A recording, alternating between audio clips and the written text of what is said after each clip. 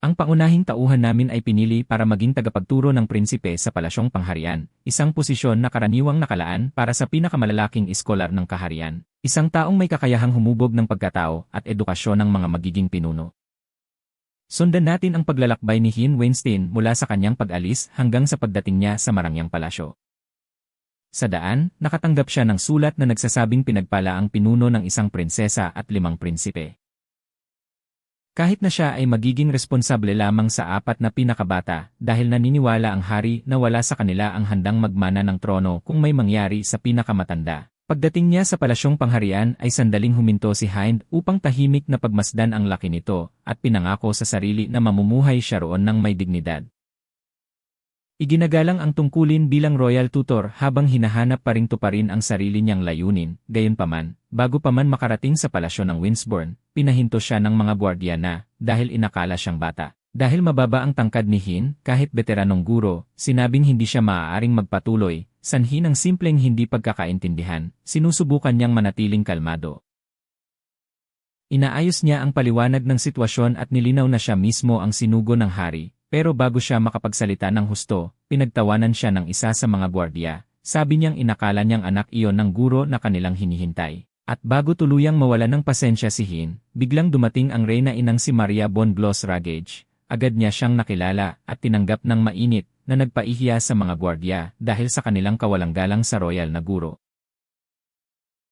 Pag-aasahan na ni Maria siyang gumabay sa kanya sa palasyo at, na may taos pusong pag-aalala, ay nagmamakaawa na pangalagaan niya ang kanyang mga apo dahil sa mga dahilan na hindi niya maintindihan, sapagkat ang lahat ng mga naunang guro ay nagbitiw na.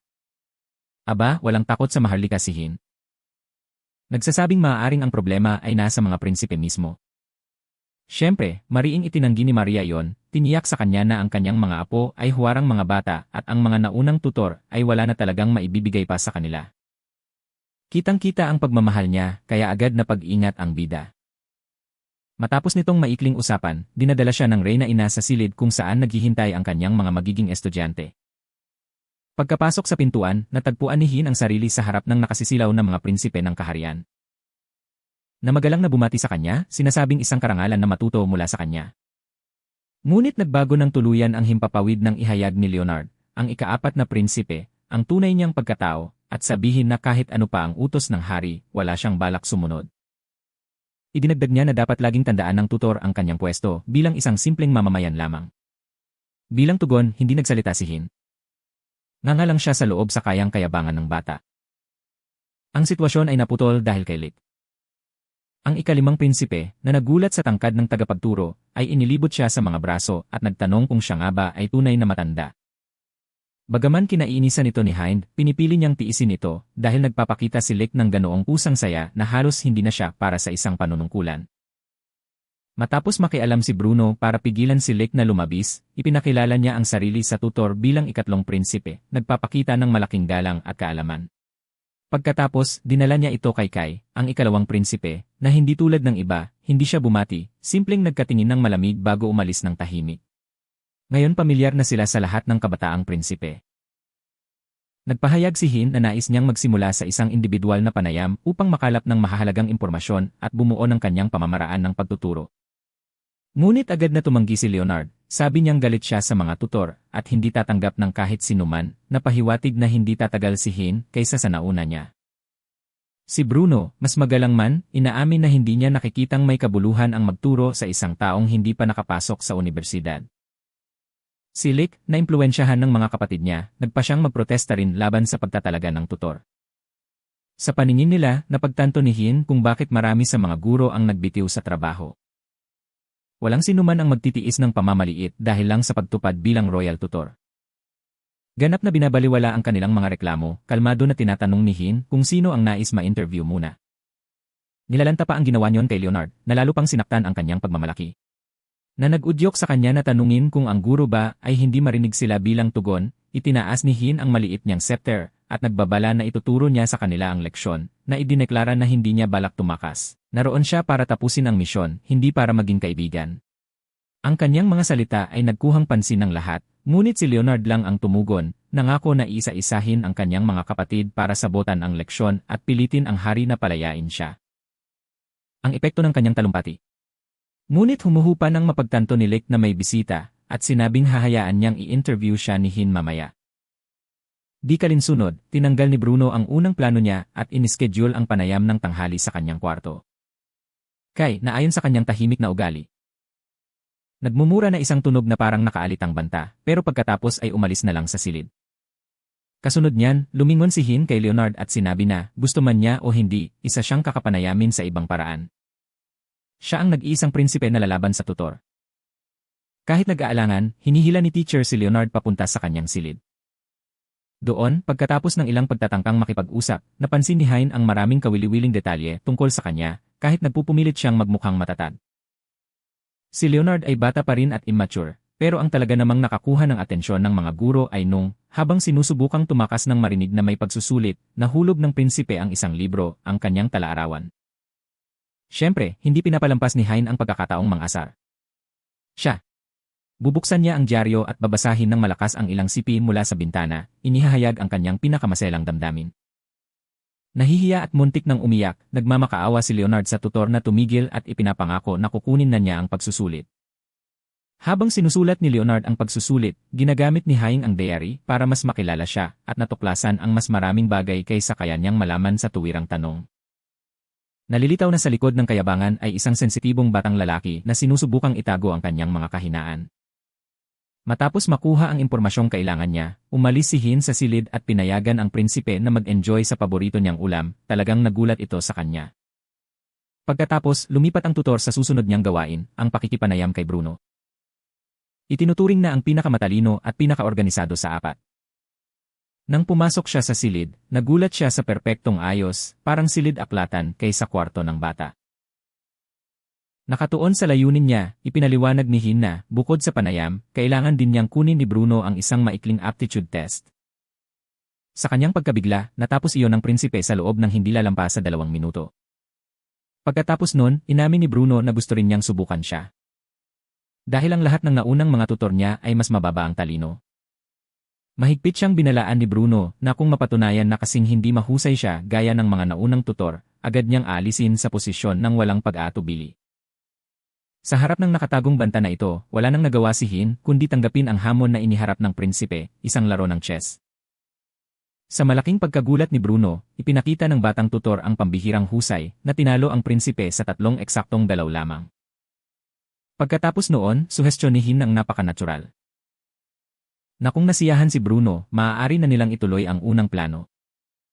Ngunit tumanggi ang prinsipe, may panibagong pagsubok, at sa pagkakataong ito nagbabala siyang gagamit ng medyo hindi pangkaraniwang paraan. Kahit maraming oras ang nasayang sa mga ganitong kahilingan, umikot ang sitwasyon sa hindi inaasahang paraan. Paulit-ulit na nalalampasan ni Hin si Bruno na parang walang kahirap-hirap. Sa bawat hamong iniharap, tinamaan ito ng direkta ang kayabangan ng prinsipe, dahil palagi niyang inakala na siya ang pinakamatalino sa mundo, gayunpaman, tumigil muna sa karaniwang pagmamataas. Yumuko si Bruno sa harap ng guro at tinawag itong maestro ng may taos pusong paghanga. Inamin niyang nakuha ni Hin ang kanyang lubos na paggalang at sinabi niyang hindi na siya makapaghintay na matanggap ang kanyang paggabay. Ngunit, bago nakapag-react ang tutor, si Lick ay tumigil sa eksena, tuwang-tuwa na makita ang kanyang kapatid na ganoon kasaya. Inanunsyo niyang siya na ang susunod na i-interview, at, nang walang kahihiyan, niyakap si Hein sa mga bisig niya na parang nagbubuhat lang ng napakagaan na libro. Makaraan ng ilang minuto, natuklasan ng tutor na hindi sila mag-iisa sa silid ng prinsipe, dahil inimbitahan ni Lick ang ilang dalagang sumama sa kanila. Nasabik makilala ang gurong pinagsabihan ng prinsipe, pinaligiran ng mga babae si Hein, at inaalalayan siya ng sobra-sobra ang pagmamahal. Naikonklusyon ng guro na ang mapagkamalang bata paminsan-minsan ay hindi naman talaga masama. Gayunpaman, nang maalalang magiging abala ang mga dalagang iyon para sa kanilang dalawa, magalang niya silang pinakiusapan na umalis. Pagkatapos ay iniabot niya kay Lick ang pagsusulit sa kakayahan na ikinainis ng prinsipe. Hindi dahil mahirap kundi dahil tamad siyang maglaan ng oras para doon. Ang ikinagulat ni Hin ay kung gaano kabilis tinapos ni Lick ang pagsusulit, kahit wala siyang sigla, dahil nakuha na niya ang lahat ng kinakailangang impormasyon. Humanda na si Hin para umalis. Ngunit pinatahimik siya ni Lick gamit ang seryoso at hindi inaasahang napakatanda niyang ekspresyon. Tinatanong niya kung sino talaga siya dahil hindi niya maintindihan kung paano nakapasok sa palasyo ang isang tao na walang diploma mula sa isang prestihiyosong unibersidad. Sabi pa nga niya na narinig niyang ang mismong hari ang personal na nagkaloob sa kanya ng posisyon na lalo lang nagpasiklab ng kanyang pagkamausisa bago pa nakasagot si Hin. Gayunpaman, nagsorry si Lek kung may nasaktan. Sa pag-akala na ang tutor ay isang premyadong iskolar na hindi pa niya naririnig dahil inamin niyang wala siyang alam sa akademya matapos iwan ang silid ni Lek, nagtungo si Hin sa huling puntahan ng kanyang mga panayam, ang silid ng mahiwagang tao. Sa kanyang pagtataka, bakante ang silid kaya tinanong niya ang isang malapit na katulong kung alam nito kung nasaan ang prinsipe. Nahalakhang sumagot siya na wala siyang ideya kasi kahit matagal na siyang nagtatrabaho doon hindi niya kailanman napag-usapan kahit isang salita sa kanya, may kaunting oras na lang para tapusin ang misyon. Nagpa siyang hanapin siya ng personal ni Hin, nakita niya si Kai na mahimbing na natutulog sa bakuran ng palasyo, sandali niyang inisip kung paano siya lalapitan pero wala na siyang oras magdesisyon nang magising ito. Inabot ng prinsipe ang kanyang kamay, hinawakan si Haynes, at sa inosenteng paraan ng isang bata, napansin niyang nakakagulat na malambot ang kanyang balat. Agad siyang humingi ng paumanhin sa pagkagulat na naidulot niya. Akala niyang nilalambing niya ang dihiwalay na aso niya, si Shadow. Pagkalipas ng ilang minuto, napatunayan ni Hin na ang madilim na reputasyong iniugnay kay Kai ay walang iba kundi tsismis. Sa totoo lang, siya ay isang napaka-cute, mahinahon, at sobrang mahiyain na bata na nahihirapang makipagkomunikasyon. Nalaman din niya na noong una silang nagkita, hindi sinubukan ng prinsipe na husgahan siya. Ngunit hindi niya alam kung paano ipahayag kung gaano siya kasaya na makilala ang kanyang bagong tutor. Naputol ang usapan nila ng maliit na prinsesa ng palasyo, ang kaakit-akit na Adele, na tila nag-isang bata na kayang lumapit kay Kai nang walang takot, marahil dahil kilala niya siya ng mas mabuti kaysa sa iba. Nang umalis si Adele, inamin ni Kai na gusto niya ang ideya na maging tutor niya si Hin. Ito ang unang beses na may gurong nagsikap talagang makipag-usap sa kanya. Sa huli, natanggap nila ang naitamang pagsusulit at inutusan siya ni Hin na magtagpo sa lobby ng -4 kung saan ibibigay niya ang unang sabayang leksyon. Ilang oras ang lumipas, matapos tapusin ang pagwawasto ng lahat ng pagsusulit, nakita ng mga tutor na dumating ang mga prinsipe sa lugar bago pa ang takdang oras. Hindi na nakakagulat. Ang nag-iisang wala nang naroon nang tumunog ang orasan ng eksaktong 4 ay si Leonard. Sinabi ng iba na simulan na ang aralin kahit wala siya. Pero tumanggi si Hin, unang gawain ay panggrupo, at kung may kulang, kakanselahin ang klase. Si Bruno, na ayaw tanggapin ang kalagayang ito, ay humingi ng ilang minuto para kuhanin ang kanyang kapatid. Ngunit pagda kanyang tumawid sa pintuan, naunawaan niyang hindi na kailangang hanapin pa si Leonard, nakatago na siya roon. Habang nakikinig sa lahat, nang madiskubre siya ay pumasok siya sa silid sabihing na parito lang siya para makita ang nawalang anyo ng tutor, kumbinsidong hindi dadalo sina Lek at Kai, gayunpaman nang itaas niya ang mga mata. Nakita niyang naroroon silang dalawa at nakangiti kay Hin. Nagulat, tinanong niya ang kanyang mga kapatid kung paano nila nagustuhan ang tutor ng mabilis.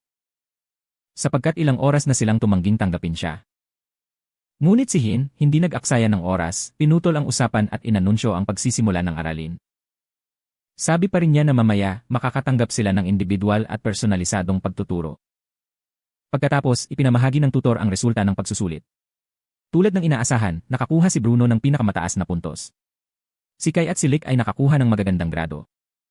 Ngunit ang pinakamasamang resulta ay ni Leonard, 1 puntos lang. Sinikap ng kanyang mga kapatid na maghanap ng makatuwirang paliwanag dahil tila imposibleng na ang isang prinsipe ay magpakita ng ganoong hina ng pagganap. Ngunit, matapos ang ilang nabigong pagtatangka, napagpasyahan ni Bruno na napakabobo lang ni Leonard. Sinubukan siyang aliwin ng mga kapatid at pasayahin, pero iginiit niyang nakakapahiya ang marka, lalo na para sa isang taong tulad ng kanyang katayuan. Inakusahan niya si Hin na responsable sa ganitong kahihiyan at tumaka sa silid, sumisigaw na hindi siya nagtitiwala sa anumang guro. Matapos siyang umalis, sinikap ni Hin na unawain ang dahilan ng ganoong pag-ayaw. Ipinaliwanag ni Bruno na ang kasalanan ay nasa unang tutor ni Leonard, isang malupit na lalaki na tinawag pa siyang tanga. Ang kwento ang nagpaniwala kay Hin na walang guro ang may karapatang saktan ang dangal ng isang estudyante. Ipinangako niya sa harap ng mga prinsipe na gagawin niya ang lahat ng kaya niya para ipakita kay Leonard na hindi kaaway ang mga guro. Pagkatapos, sa gulat ng lahat, tumalon siya mula sa bintana ng 3 palapag at tumakbo papunta sa mga kwadra para maghanap ng kabayo, sandaling matapos noon nakita namin siyang nakatayo sa kabayo. Abot kay Leonard na nanood sa kanya ng namangha at napansin na hindi raw iyon ang tamang paraan ng pagsakay. Ipinaliwanag ni Hin na yon lang ang nagawa niya dahil hindi niya kayang umakyat sa karaniwang paraan dahil sa taas niya, pero pinutol siya ng prinsipe. Sinabi niyang hindi siya dumating para pag-usapan ang pagsakay sa kabayo, gusto lang niya siyang huminto para makapag-usap sila. Kahit ganoon, patuloy na sinakay ni Leonard, at si Hein, determinado siyang abutin, ay tumalon sa kanya. Nagtulak-tulakan sila at nauwi sa pagguho sa lupa. Matapos sandaling talakayin kung paano magiging prinsipe na karapat-dapat sa trono ang dalagang lalaki. Sa wakas tinanggap ni Leonard si Hin bilang kanyang tutor.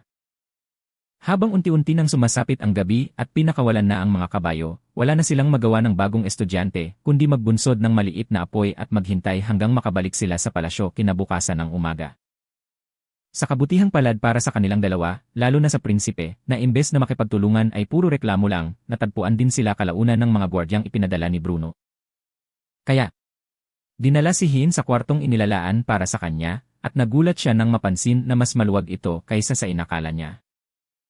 Ilang araw ang lumipas, tinawag ng mga pangunahing tauhan ang mga prinsipe para sa isang emergency na pulong. Hindi tulad ng mga kamakailang individual na leksyon, sa pagkakataong ito magkakasama ang gawain, kabilang ang isang paglalakbay sa winter, ang kabisera.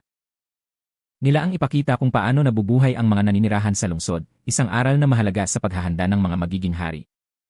Sa kanyang pagkabigla, maliban kay Lick, ang iba ay nag-aalangan dahil hindi pa nila narating noon si Winner at akala nila hindi ligtas ang lugar. Gayunpaman, tiniyak ni Hein. Natitiyak niya sa kanila na wala namang dahilan para magpanik dahil medyo kalmado ang kabisera noong panahong iyon. Inihayag din niya na maglalakbay sila ng hindi nagpapakilalang para iwasan ang mga aberya sa paglalakbay. Salamat sa mahusay na pagkakakubli ni Lick sa kanyang mga kapatid bilang mga maharlikang banyagang kabalyero, lahat sila, kasama ang guro, ay nagsimulang maglakbay papuntang kabisera. Pagdating nila, agad na nag-alok si Lick na maging gabay. Na ang sabi may alam siyang ilang kawili-wiling lugar na tiyak na makakatawag pansin ng kanyang kapatid, gayunman. Pagkatapos ng ilang hakbang nawawala ang sigla, at nahihiya niyang aminin na hindi pala niya maalala kung saan ang mga tindahang kilala niya dahil palagi siyang umaasa sa mga kaibigan para gabayan siya. Kaya't napagpasyahan niyang ituloy ang orihinal na plano at siya na ang mamahala ng buong paglilibot na nagpahintulot sa mga prinsipe na makadalaw.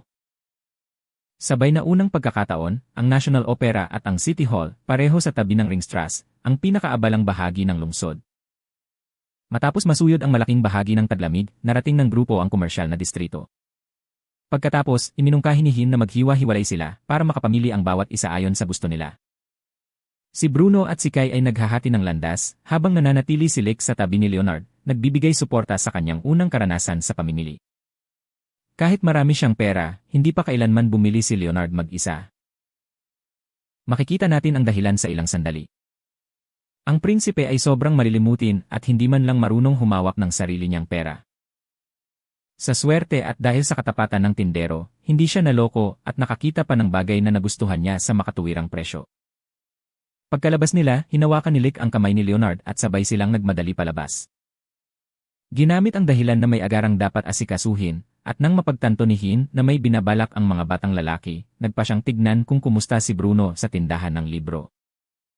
Nang makita niya ito, namangha siya, hindi pa niya nakitang may ganun kalaking tindahan ng libro, at naakit siyang makita ang dami ng aklat tungkol sa mga paksang hindi pa niya napag-aralan. Pinapalakas ni Hin ang loob niya, pinupuri ang sigla, pero tinatanong kung talagang balak niyang bilhin lahat ng mga librong inuumpon niya. Inaamin ni Bruno na ginawa niya yon, kahit alam niyang hindi niya ito magagawang dalhin, at lumagpas ito sa kanyang budget. Kaya, inirekomenda ni Hin na piliin niya lang ang pinakamahalaga. Matapos maghirap-hirap, pumili si Bruno ng isang libro, pero naging walang silbi ang pagpili ng sabihin ng may-ari ng tindahan na pwede niyang i-reserve ang iba para sa kanya anumang oras. Sunod, maghahanap sila ni Kai. Sa pagkagulat ng tutor, nakita nila siyang nakaupo malapit sa fountain sa plaza, napapaligiran ng mga ibon, kay katahimikan niyang hindi kumikilos para hindi takutin sila. Pagkatapos mag-usap, nalaman nilang sinadya pala yon, gusto lang niyang haplusin ang mga ibon. Pagkatapos ng lahat, nang naghahanda ng umuwi ang lahat sa palasyo, nasaksihan nila ang isang malas na tagpo. Isang magnanakaw ang nagnakaw ng pitaka ng matandang babae. Ito ay nagpapagalit kay Leonard at nag-aalok siyang habulin ang magnanakaw. Ngunit bago pa siya makalakad ng isang hakbang, hinarang siya ni Kai at ipinakita na nakuha na niya ang pitaka. ang babae na naantig at nagpapasalamat sa tulong. Iniaalok niya sa mga lalaki ang isang bag ng candy, iyon lang ang mayroon siya dahil siya ay napakapobre. Sa kanyang pagkagulat, tinanggap nila ang regalo ng may tuwa dahil hindi pa nila natitikman ang ganoong klaseng matatamis. Pagkaraan, pabalik sa palasyo, sinabi ni Hin na umaasa siyang may natutunan ang mga prinsipe mula sa pagdalaw sapagkat nakita nila kung paano gampanan ni Haring Victor ang kanyang tungkulin ng mahusay. Upang mapanatili ang syudad at mga tao na buhay, ninanais niyang balang araw maging mga hari sila na kayang dalhin pa ng higit ang kasaysayan ng kaharian. Pagbalik naman, pinipilit nilang aliwin si Hin. Si Leonard pa nga ang nagbitbit sa kanya ng matagal habang naghahanda sila ng sorpresa. Pagod sa paghihintay, sabi ni Hin na kahit ano paman ang kanilang plano, wala namang dahilan para sa sobrang pagiging palihim. Sapagkat hindi naman sila makakahagis ng sorpresa sa kanya. Ngunit nagkakamali siya ng todo nang malaman niyang nag-ayos ang mga prinsipe ng isang sorpresa dinner bilang pagdiriwang para sa kanya. Habang kumakain, inamin ni Hin kung gaano siya nagpapasalamat at sinabi niyang naaliw siya na makatanggap ng ganoong espesyal na pagtrato. Pagkatapos ay lumapit si Bruno at inabot sa kanya ang regalong binili niya. Di naglaon, sinundan ng mga kapatid niya isa-isa. Inaabot ang mga napiling sorpresa nilang regalo, tinapos ang isang perpektong gabi para kay Hin, na labis na naantig sa kilos ng mga lalaki. Nagbukas ang ilang buwan, hanggang isang gabi nagising ang pangunahing tauhan nang marinig niya ang mga ingay sa labas ng kanyang kwarto. Nagulat, natanggap niya ang balita mula sa isa sa mga tagapaglingkod na kagagaling lang ng hari matapos ang 6 na buwang pagliban at nais siyang makita, kasama ng mga prinsipe, sa kanyang opisina kinabukasan ng umaga. Kaya, kinabukasan, makikita natin si Hin na medyo kinakabahan habang nagtitipon kasama ang mga estudyante. Nagtatanong kung masaya silang makita ulit ang kanilang ama pagkatapos ng napakatagal na panahon. Mahiwaga, si Kailang ang tunay na masaya, mas gugustuhin ng iba na nasa ibang lugar na lang. Ang pangunahing tauhan, gayunpaman, ay itinuturing ang reaksyong ito na maiintindihan, dahil hindi sila nagkaroon kailanman ng tunay na mapagmahal na ugnayan sa hari, laging nasa pagitan nila ang mga tungkulin ng pamahalaan. Di kala hindi maglaon. Si Hin at ang mga prinsipe ay pumasok sa opisina ni Haring Victor von Blanray na nakakagulat na bata para sa kanyang reputasyon. Nagulat lahat nang makita siyang bumati habang may luha sa mga mata. Humihingi ng tawad ang hari, ipinaliwanag na hindi niya mapigilan ang damdamin nang makita ang kanyang mga anak na tumatanggap sa kanya ng ganoon kagalang-galang. Pagkatapos nun, mabilis na lumapit ang mga lalaki para aliwin siya at paalalahanan siya ang nagturo sa kanila na batiin siya ng ganoon. Pagkatapos, lumapit si Bruno kay Hin na halos hindi makapaniwala sa kanyang nakikita para aminin na hindi sila nasasabik na makita ulit ang kanilang ama dahil palagi niyang ginagawa ang ganitong eksena at nakakahiyang sila. Sa kanilang pagkagulat, tila normal at nakakatuwa kay Hin ito, hindi niya inasahan na ang maalamat na Diyos ng digmaan ay magkakaroon ng ganoong pangkaraniwan at maalagaing relasyon sa kanyang mga anak.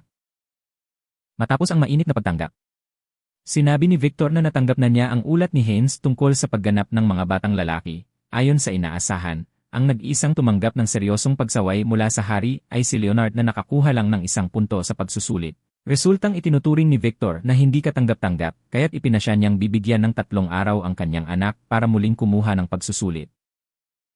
Na kailangan niyang maabot kahit ang score na nakuha ni Lick. Kung hindi, mawawala sa kanya ang karapatan sa trono. Inutusan niya si Hein na ilaan ang 3 araw na iyon ng eksklusibo para ihanda si Leonard at iwan muna ang ibang mga prinsipe. Nang marinig ang ganoong pasya, sinubukang makialam ni Bruno para sa kapatid na lalaki, ngunit pinutol siya ng kanilang ama at umalis. Sabi niyang may iba pa siyang agarang asikasuhin. Sa pag-alis ng hari, napansin ni na mga prinsipe at ni Hein ang malinaw na lungkot sa mukha ni Leonard. Dahil dito, pinangako nilang lahat na tutulungan siyang malampasan ng hamon. Naliligay dahil sa di inaasahang suporta ng kanyang mga kapatid, buong sigla niyang tiniyak na gagawin niya ang lahat para patunayan kay Victor na karapat-dapat siya sa trono. Ngunit nang inisip nilang hindi naman masyadong komplikado ang pagtulong sa kanya, nagulat ang mga lalaki nang malaman na hindi man lang kayang lutasin ni Leonard ang 1+1. Sa takot na baka kaltasan ng tatay nila ng kahit 6 na puntos ang score, tinanong ni Lick si Bruno kung may plano siyang gawing prodigy si Leonard sa loob lang ng 3 araw. Pero palagi namang sinasabi ni Bruno na hindi siya nagtatagumpay tuwing tinuturuan niya ang kapatid. Si Leonard ay na-distract ng husto dahil sobrang hinahangaan niya siya kaya tumutuon na lang siya kung gaano kahanga-hanga ang itsura ni Bruno habang sinasabi ang mahihirap na bagay. Naabot kay Hin ang tungkulin na humanap ng solusyon. Alam ang matinding hilig ng prinsipe sa matatamis, naisip niyang gamitin ang mga cake bilang gantimpala para hikayatin siyang lutasin ang mga simpleng kalkulasyon. Umayos ang estratehiya. At natagpuan rin ng tutor ang paraan para magturo ng mas komplikadong mga konsepto. Kaya, sa loob ng 3 araw, ginamit niya ang parehong paraan para ituro ang lahat ng materyal na lalabas sa pagsusulit. Kahit ganoon, sa kabila ng sama-samang pagsisikap at ng bahagyang pag-unlad ni Leonard, malayo pa rin siya sa kinakailangang 60 puntos, kaya't labis itong ikinabahala ni Lick.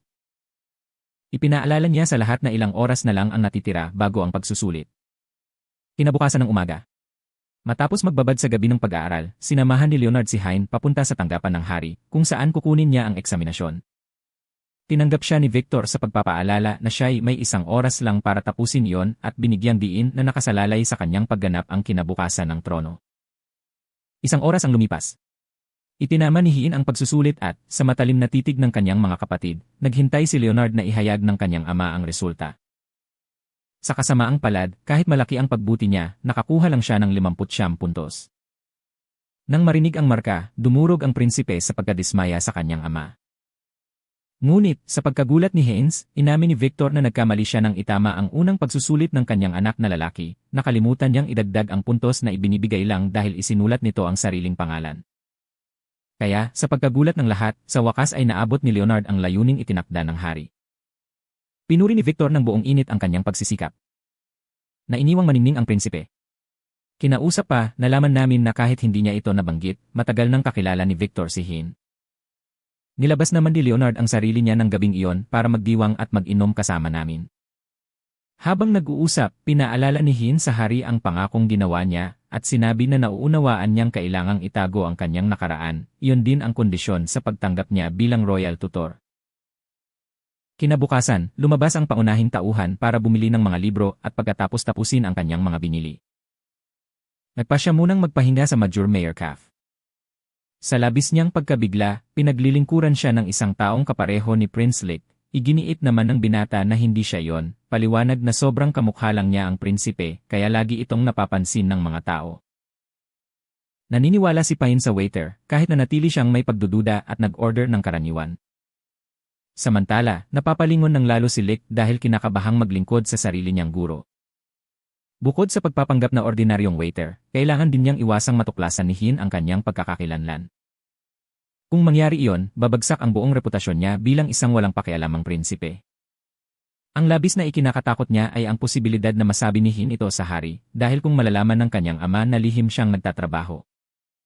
Tiyak na tatanggi siya rito at itataboy siya mula sa palasyo. Dahil dito, lumayo si Lick kahit na ang propesor ay nasa eksaktong sakop ng kanyang serbisyo. Ngunit, pagkatapos ng matagal na pagsisikap na huwag pansinin ang presensya ni Hines, hindi na napigilan ng prinsipe ang sarili.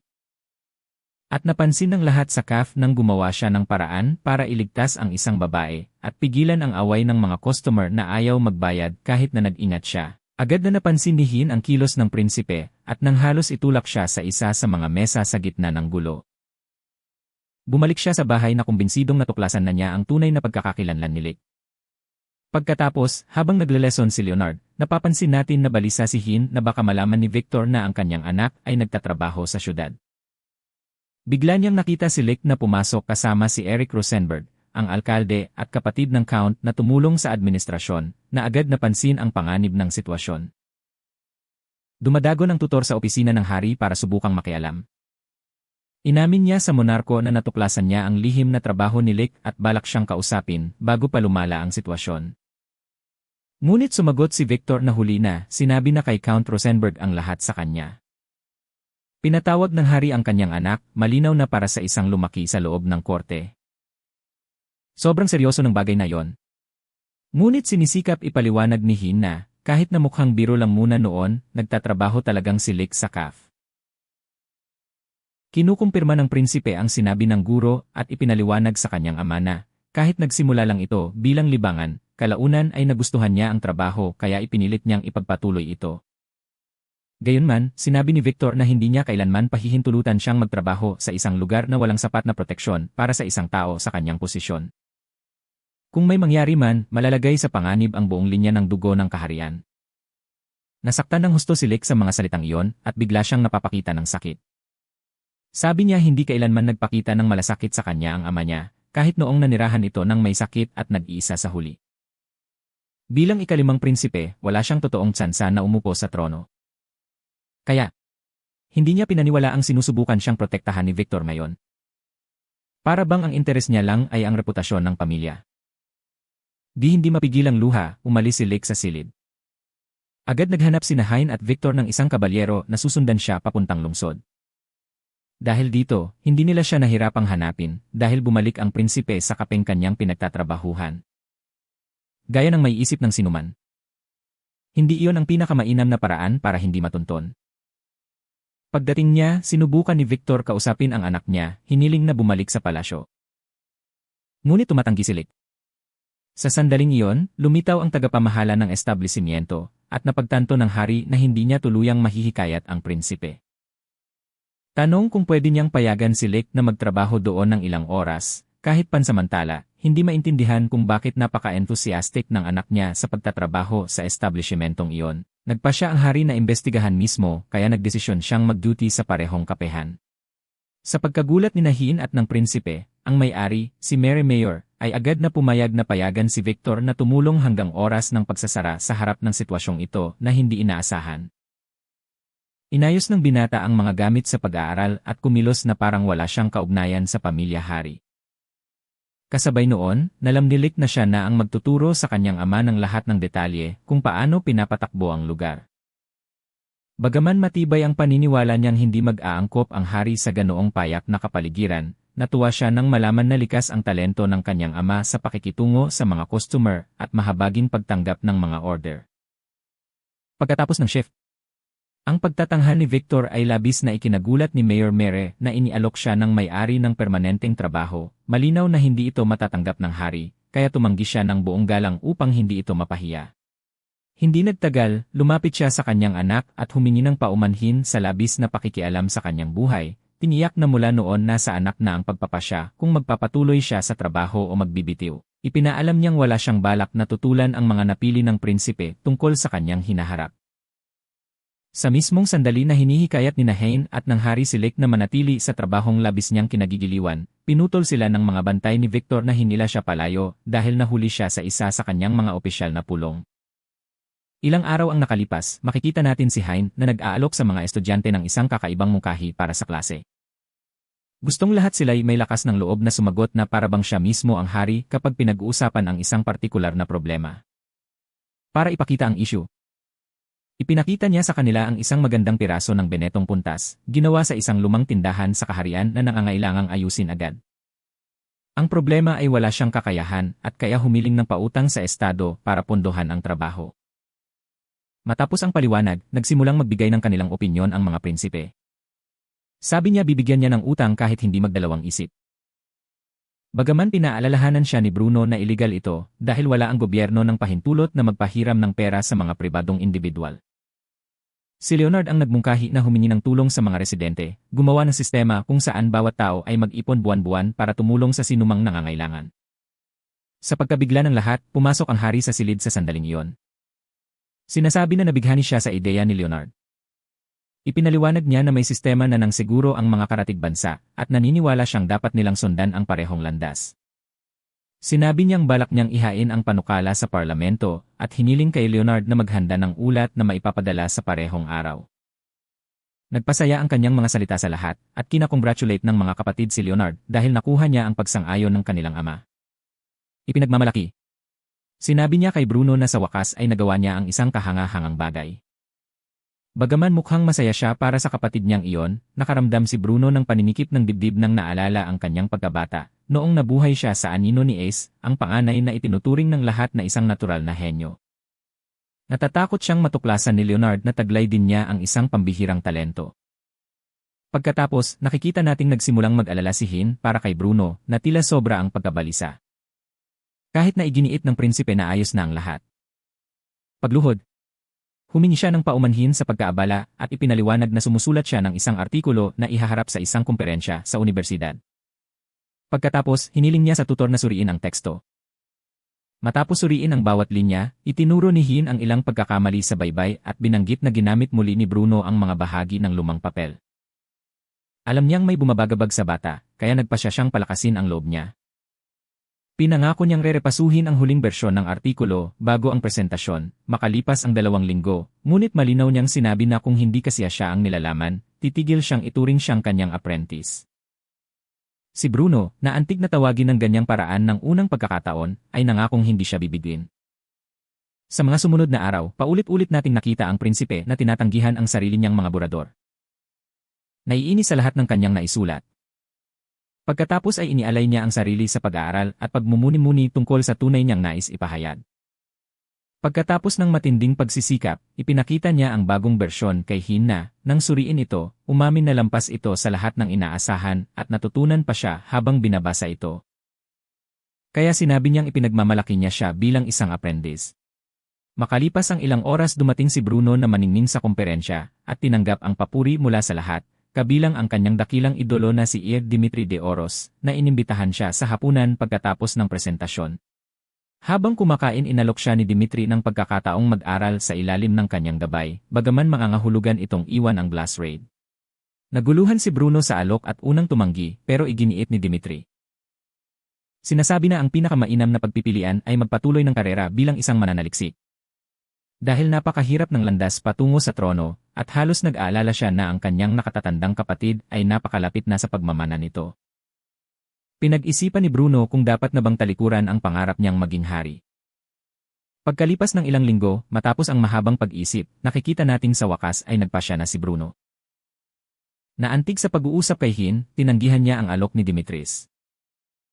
Ibinigay sa kanya ng mananaliksik ang kopya ng lahat ng kanyang mga dokumento para mabasa kapag nagkaroon siya ng panahon na sinabing ikararangal niyang tanggapin siya sa palasyo balang araw para mag-usap pa, natuwa sa determinasyon ng prinsipe. Sinabi ni Dimitri na umaasa siyang makikita siyang magtagumpay sa hinaharap at pinangako na dadalhin siya sa pinakamahusay na bar sa rehiyon. Kapag dumating iyon, naghiwalay sila na may magkatabing paggalang at paghanga matapos marinig ang buong pag-uusap. Hiniling ni Hin kay Bruno na bumalik sa palasyo at tiniyak sa kanya na gagawin niya ang lahat ng nasa kapangyarihan niya upang gawing karapat-dapat na kandidato siya para sa trono.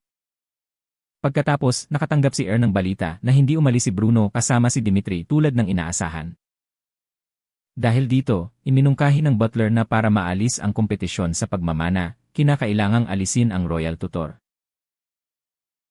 Na naging isang hindi kanais-nais na hadlang.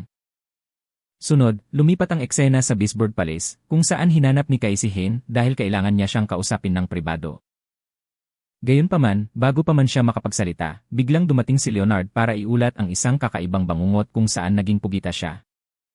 Sandaling matapos iyon, si Bruno Ori humihingi ng paumanhin sa pagkaantala at humihiling ng tulong sa isang ehersisyo mula sa libro na nagpapakaba sa kanya gabi-gabi. Sinubukan ni Hin ipaliwanag na nasa pribadong pulong siya kay Kai pero wala siyang oras tapusin dahil may isang tao na lumitaw sa pintuan, si Lick, na pumasok at nagtanong bakit nagtitipon ng huli, naiinis. Sinabi ni Hin kay Kai na baka hindi niya siya matulungan sa sandaling iyon.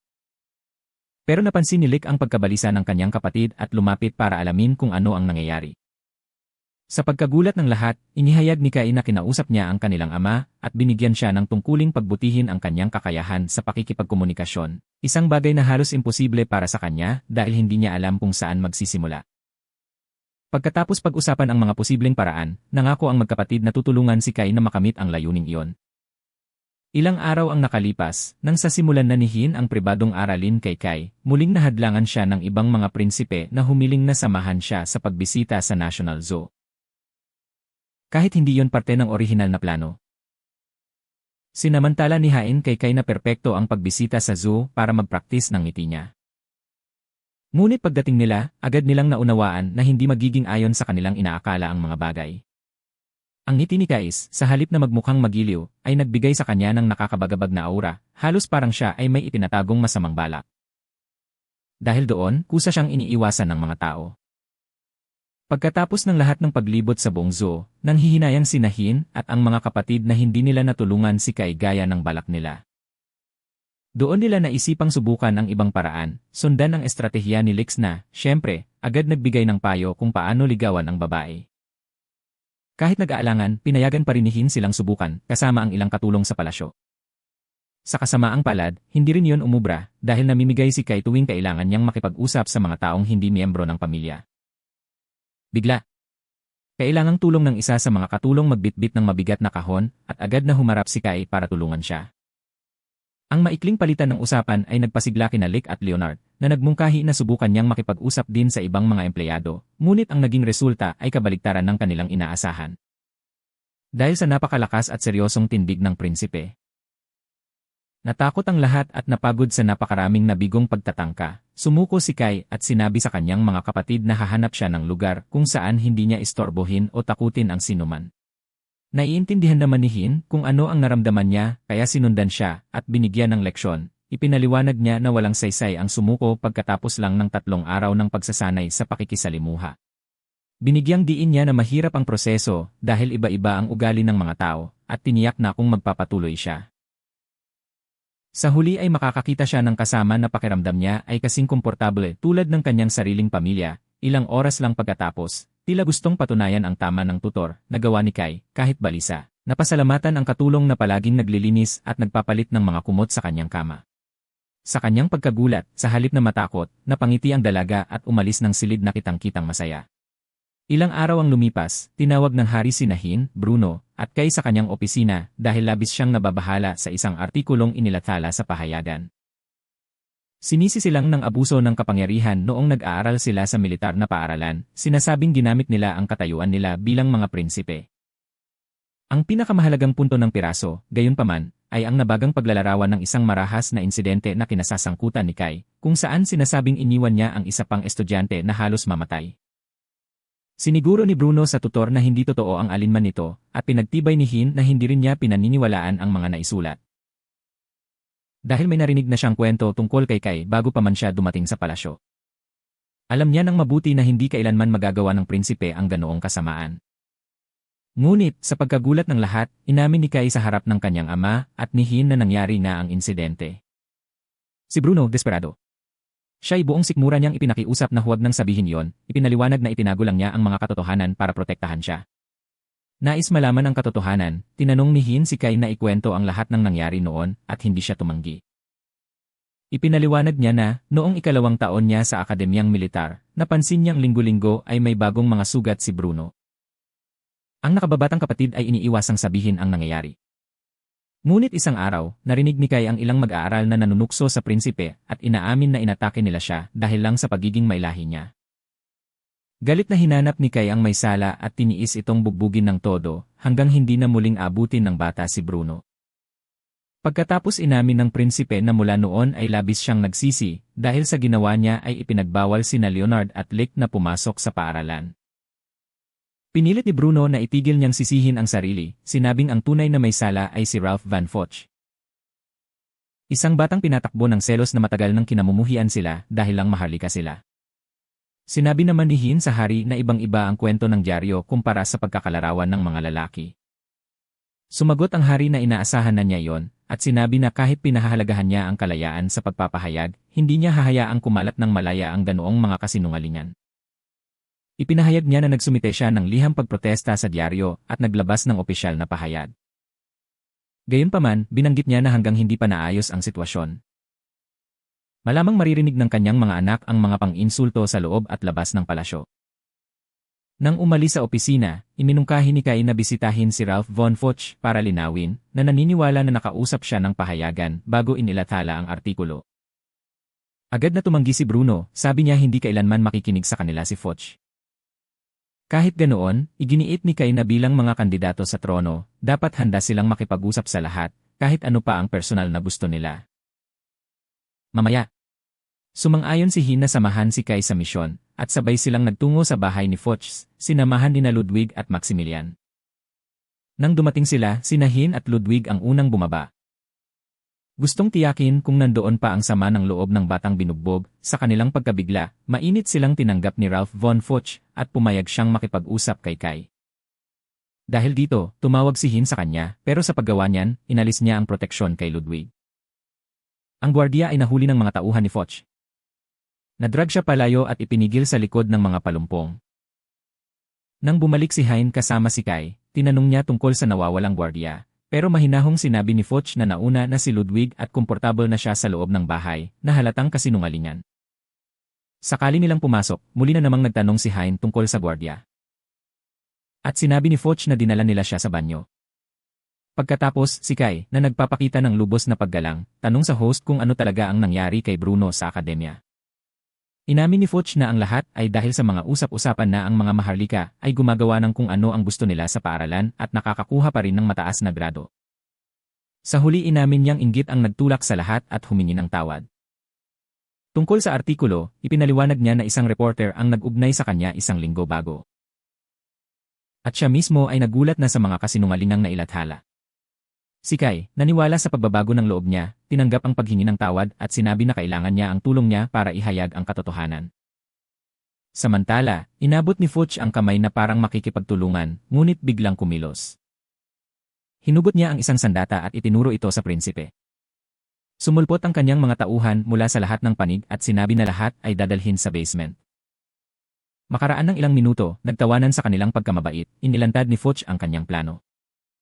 Hihingin niya ang ransom na 1,000,000 florin para kay Chai at 100 florin para sa iba pa, tiyak na babayaran ng palasyo kahit ano para maibalik sila. Si Hin, na nagtatangka ng paliwanag, nagtanong kung ano ang sasabihin niya sa sariling pamilya kapag lumabas lahat ng katotohanan. Matigas na sagot ni Foch na wala siyang pamilya. Habang iniwanan siyang lahat ng siya'y paalisin sa akademiyang militar, sinubukan niyang pahirapan si Kai na sabik makita ang kanyang pagdurusa, ngunit naiinis nang mapagtanto niyang ang prinsipe, kahit may espada sa mukha, ay hindi natatakot. Nagalit, nagpasya siyang atakihin si Hai, na nagdulot kay Kai na mawalan ng kontrol. Sa isang galaw ay binasag niya ang mga tanikala. Ngunit nang papatay na sana niya si Foch, huminto siya nang marinig ang tinig ng tutor. Na nagpabalik sa kanya ng alaala sa lahat ng mga taong naniwala na hindi siya marahas. Napansin ni Foch ang pag-aatubili ni Kais at sinubukan niyang samantalahin ito para atakihin siya. Matapos mahuli, sinubukan ni Foch na tumakas habang nakakadena ang mga kamay. Ngunit nagawa ring makalaya ni Hin ang sarili at napigil siya. Iniwan ng guro si Leonard kay Maximilian at hinarap mag-isa ang mga tauhan ni Foch na talunin silang lahat ng may dakilang galing. Dumating si Ludwig ng may mga karagdagang puwersa, pero nakita niyang tapos na ang lahat. Kai, na nagulat ang lahat, inimbitahan si Foch na bumisita sa palasyo matapos gampanan ang parusa niya. Inalok siyang maging isang royal guard dahil naniniwala siyang karapat-dapat ang lahat ng bagong simula. Makaraan ng ilang panahon, lumapit si Ern Naras kay Hin at sinabi na gusto niyang pag-usapan ang kanyang nakaraan, kahit na nag-atubili. Dinala ni Ern si Hin sa loob ng kalesa. Na nagsabing wala siyang intensyong dukutin siya. Habang naglalakbay, sinabi ni Ern na maganda ang sinabi ni Maximilian tungkol sa kanya at sa impluensya niya sa mga prinsipe. Sabi ni Hin na matagal na niyang balak makipag-usap kay Ern dahil palagi niyang hininalang may kinalaman ito sa mga suliranin na pumapalibot sa mga prinsipe. Bagaman itinanggi ng lalaki, iginiit ni Hin na palagi siyang dumadating sa mga kritikal na sandali. Sinabi ni Ern sa kanya na hindi niya sinisikap na pigilan ang alinmang prinsipe na umakyat sa trono. Pagdating sa palasyo, ipinahiwatig ni Ern na natuklasan na niya ang tunay na pagkakakilanlan ni Hins. Sabi niya inusisa niya ang nakaraan at may nahanap siyang tala noong nagturo si Hin sa Maria Bitera Church kapalit ng isang pagkain lang kada araw. Na nakarinig ng lahat, tahimik na pinanood ang tutor. Sinubukan ni Hin tapusin ang usapan at iniwiwalay si Leonard. Sa loob ng palasyo, nag-alala ang prinsipe at nagtanong kung may itinatago ang kanyang guro. Inamin ni Hin ang kanyang mahinang nakaraan at iniwan na ni Leonard ang usapan at ipinakita ang kanyang takdang aralin para suriin. Kinabukasan. Nag-aalala na baka lumabas ang kanyang nakaraan, kaya naisip ni Hin ang magbitiw sa tungkulin. Samantala, nagpa siyang sikretong pumasok sa silid ng tagapagturo ang 4 na prinsipe na mausisa sa kwento ni Ern upang maghanap ng bakas tungkol sa kanyang nakaraan, sinamantala na siya ay magiging nasa aklatan buong umaga. Ngunit nahuli sila ni Hin bago pa makapasok. Natagilid, nagpanggap silang kailangan ng tulong sa takdang aralin at pinapasok sila ng tutor. Magulo ang kwarto at nagreklamo si Leonard. Ngunit pinatahimik siya ng iba para hindi niya masaktan si Heide. Nang hinihinayang sa gulo nitong mga nakaraang linggo, nagpa siyang linisin ng mga prinsipe ang silid. Hiningi lang ng tutor na huwag nilang galawin ang isang kahong may sariling gamit niya, na lalo lang nagpagalit sa kanilang pagkamausisa. Sa kabila ng mga pagtatangkang ilihis siya, binuksan ni Leonard ang kahon at natagpuan lamang mga liham at regalo na iniwan ng dating estudyante. Sinabi ni Hin na pinahahalagahan niya ang bawat alaala at nagsabing ang pagtuturo ang palaging naging kanyang pinakamalaking kadalakan. Nadama ang mga prinsipe, humingi ng paumanhin at nangakong tutulong pa. Si Hain naman, nagbabala na tataasan niya ang kanilang gawain sa pag-aaral kinabukasan. Pagkatapos ng paglilinis, inimbitahan sila ni Hain sa isang malaking piging bilang pasasalamat. Habang kumakain, nakita ng mga prinsipe sa dyaryo ang ulat na may kriminal na nakalusot sa palasyo. Naaliw sila pero nagbabala si Hain, kung sila ang hari, hindi pwede nilang baliwalain ang mga posibleng banta. Tanong niya kung ano ang gagawin nila kung ang kriminal na ito ay isang mabait sa kanila o pati siya mismo. Napahol ang mga lalaki, itinuring ang ideya na katawa-tawa. Kinabukasan, iginiit ni Hin na imbestigahan nila ang kaso. Sa una, tumanggi ang mga prinsipe. Ngunit ipinaliwanag ng tutor na ang pag-aakala na lahat ay mali ay kasing delikado rin ang pagtitiwala na lahat ay totoo. Dahil doon, nagbago ang isip nila. Si Hin ay nagtanong na kay Ludwig at Maximilian na samahan sila. Bilang unang hakbang, binisita ng mga prinsipe ang pahayagang naglathala ng artikulo at natuklasan na ang pangalan ng mamamahayag ay Gregor Klein. Ngunit nawala siya makalipas lang ng ilang sandali matapos mailathala ang kwento. Ilang araw ang lumipas, natuklasan ni Lick ang pahiwatig na nagpapakita na madalas pumunta si Gregor sa isang social club gamit ang peking pangalan na Carl Fisher. Nakita nila siya at nang harapin, sinubukan ni Gregor igwalang salo ang lahat. Pinilit siya ni Kai na sumakay sa karwahe at ginulantang na magsabi ng totoo. Sinabi lang ni Gregor na isinulat niya ang artikulo ayon sa utos ng isang misteryosong lalaki na nangako sa kanya ng malaking halaga ng pera. Ngunit wala na siyang ibang alam tungkol sa kanya. Sinabi ni Gregor sa mga prinsipe na siniyasat niya ng mabuti ang kanilang mga hinala tungkol sa krimeng nangyari sa pista ng anyihan bago ang koronasyon ni Victor, at na ang tunay na salarin ay diumano'y naninirahan sa loob ng palasyo. Gayunpaman, wala siyang natagpuang konkretong ebidensya na makakapagpatunay ng katotohanan. Palihim na pumasok ang mga prinsipe sa gabi sa pinaghihigpitang seksyon ng aklatan, isang lugar na maa-access lamang sa pahintulot ng hari. Doon, inilalaan nila ang oras sa pag-aaral ng mga tala ng pag-aresto mula sa araw bago ang koronasyon. Sa wakas, may natagpuang nakakagulat si Bruno.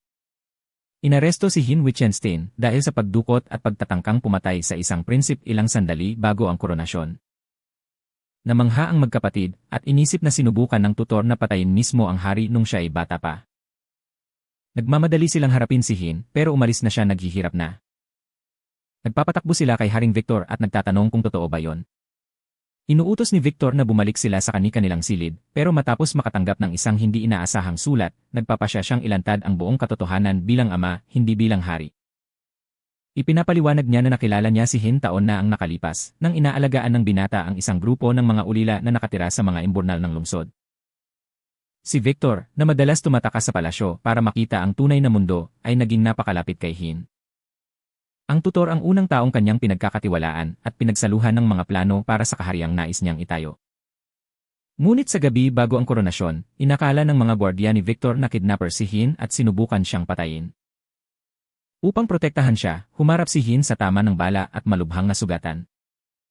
Galit na inatake ni Victor ang mga gwardiya, muntik niyang patayin ang isa sa kanila, pero huminto nang marinig niya si Hin na nagmamakaawa na huwag niyang mamaslang at dumudumi ng dugo ang kanyang mga kamay. Nang samantalahin ang pagkakataon, inaresto ng mga gwardiya si Hin na nagbunsod ng buong kriminal na talaan. Ipinaliwanag ni Victor na paghilom lang ni Hin sa mga sugat niya, agad siyang humingi ng paglaya at ipinadala sa pagtuturo sa isang kapilya para sa mga ulila, doon nagsimula ang kanyang karera sa pagtuturo. Sabi pa ng hari na nagbitiw din si Hin sa tungkulin bilang royal tutor. Ngayon na lumabas ang kanyang kriminal na record, maaaring malagay sa panganib ang kinabukasan ng prinsipe. Ayon sa kanyang kalagayan, aalis siya sa palasyo pagkatuklas ng iba ang kanyang nakaraan. Hindi makatulog ang mga prinsipe, pinang-uuyam ng ideya ng kanyang pag-alis. Kinabukasan ng umaga, sumalakay sila sa silid-aralan bago pa ang opisyal na oras. Si Hain ay kumikilos na parang normal ang lahat at sinasabi niyang ibibigay niya ang huling leksyon. Inihayag niya na alam niyang binalak nilang takutin ang manunulat na si Gregor, isang bagay na itinuturing niyang kasuklam-suklam, at nakakatawa pa nga niyang sabihin na natural lang na gawin nila yon.